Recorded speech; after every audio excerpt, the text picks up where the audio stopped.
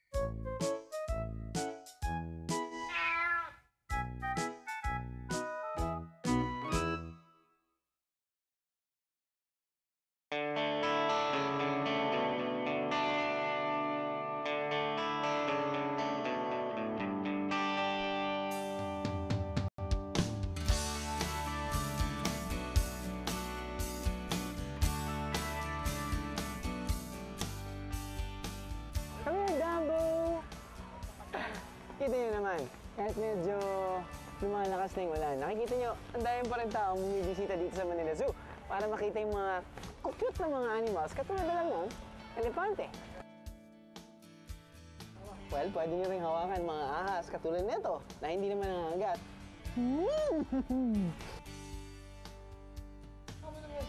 Ayoko na hawakan eh. Ayoko hawakan. Ayoko!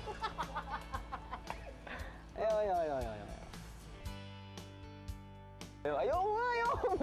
Ayoko. Isang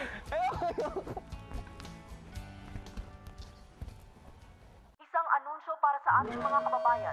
Simula July 24, Lunes, alas 10 ng gabi, bawal nang magpakalat-kalat, bawal nang magpalipat-lipat dahil saan ka man magpunta, siguradong masasapul ka.